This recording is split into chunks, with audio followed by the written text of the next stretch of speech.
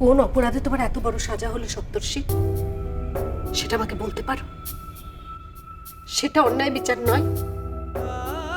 তোমার চোখে না হলো আইনের চোখে আমি অপরাধী প্রতিভা।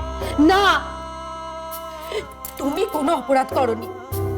কোনো অপরাধ তুমি করনি।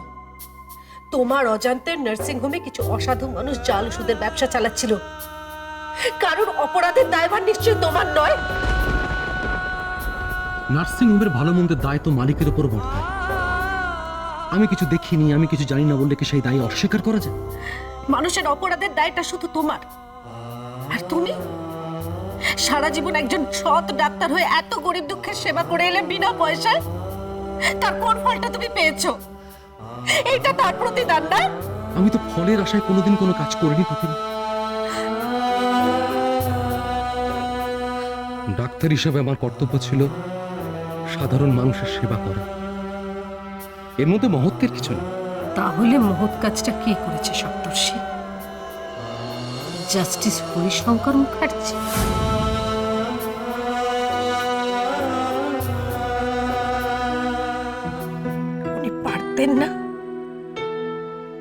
উনি পারতেন না সেদিন মানবিক হয়ে একটু বিচার করতে?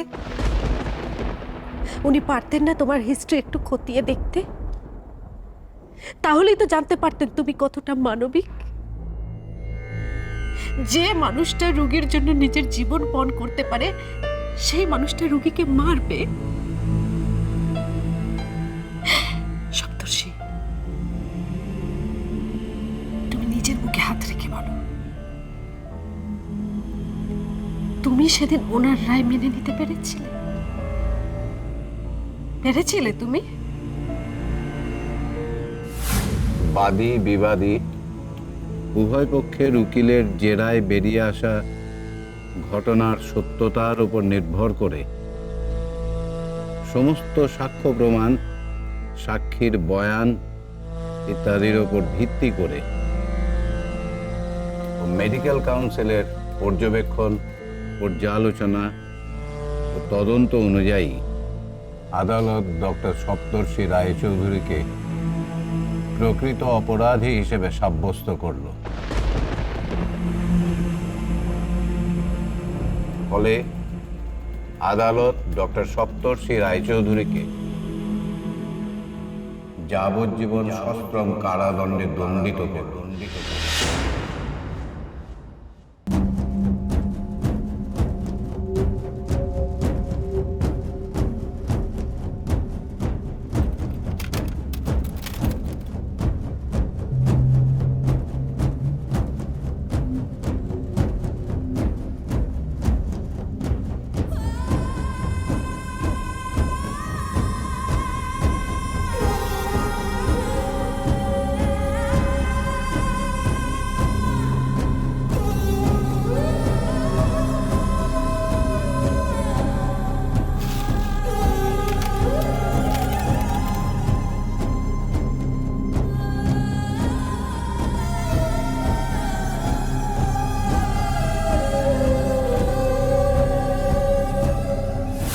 অতীত খুঁড়ো না প্রতিভা।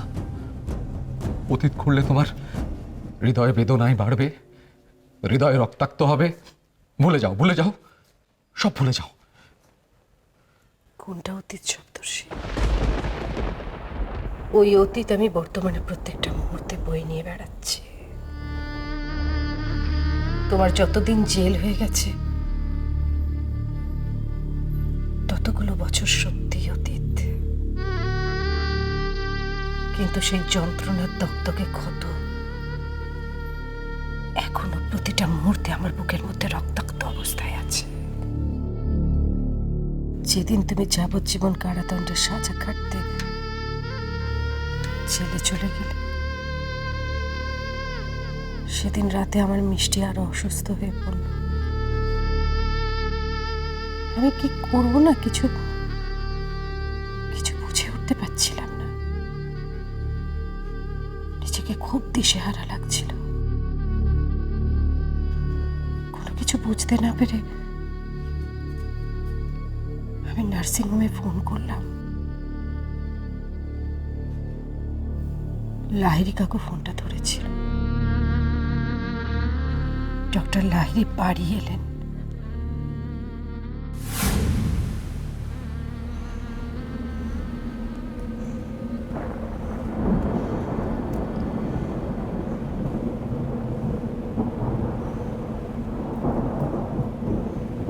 কি বুঝছো গো লাহিড়ী কাকু? ভয়ের কিছু নেই তো? তোমার কাছে তো মা মিথ্যে কথা বলতে পারবো না।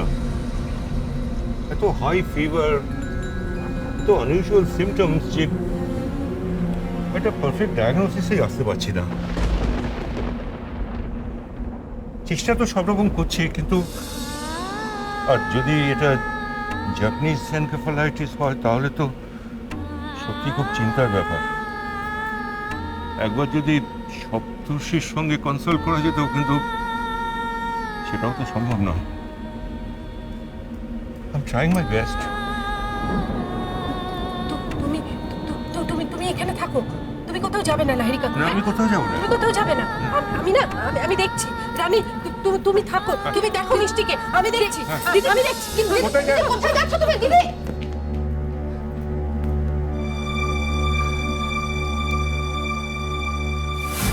তখন তোমাকে আমি কোথায় পাবো সপ্তর্ষি? কি ঝড় বৃষ্টি! যদি কোনো উপায় হয় সেই ভেবে ওই ঝড় বৃষ্টি মাথায় করেই ছুটলাম হরিশঙ্কর মুখার্জির বাড়িতে। সেদিন ওনার বাড়িতে ওনার নাতনির জন্মদিনের পার্টি চলছিল।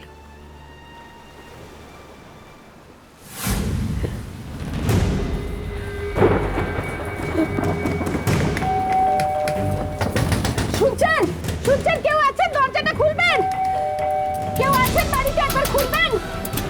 কেউ দয়া করে দরজাটা খুলবেন। শুনছেন? শুনছেন? শুনছেন? একটু খুলবেন। কাকে চাই আপনার? ওই জজ সাহেব আছে না, হরিশঙ্কর মুখার্জি, ওনার সঙ্গে একবার দেখা করতে চাই। একটু দেখা করবো। দেখুন এখন হবে না দেখা, আপনি বরং কালকে কোর্টে কথা বলে নেবেন। না না না না, কোথায় দেখা করলে হবে না, আমার এক্ষুনি দরকার, আমাকে এক্ষুনি একবার দেখা করতে হবে। আমাকে দয়া করে একবার দেখা করতে দিন। একটু দেখুন, আপনাকে তো বললাম উনি ব্যস্ত আছেন, উনি এখন দেখা করতে পারবেন না। আপনি কেন আমার কথাটা বুঝতে পারছেন না? আমার এক্ষুনি দেখা করাটা খুব দরকার, আপনি কেন বুঝতে পারছেন না? একবার দেখা করতে দিন আমাকে। দেখুন আজকে ওনার নাতনির জন্মদিন, উনি এখন দেখা করতে পারবেন না, উনি অনুষ্ঠানে ব্যস্ত আছেন। আপনি দয়া করে এখন আসুন। আমি প্রতিমা, প্রতিমা,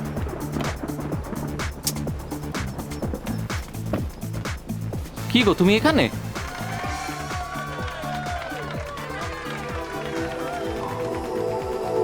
আরে সবাই খুঁজছে তোমাকে ভেতরে।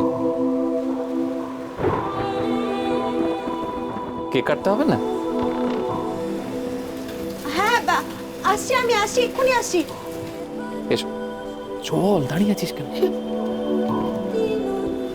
শুনলেন তো? দেখুন আমার কথাটা আপনি শুনুন। উনি ব্যস্ত আছেন, আপনি বরং পরে দেখা করবেন। দেখুন,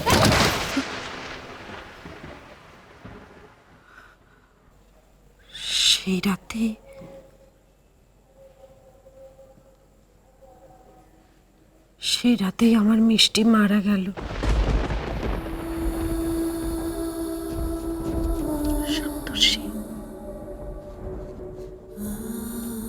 সপ্তর্ষি সেই রাতে মিষ্টি মারা গেল।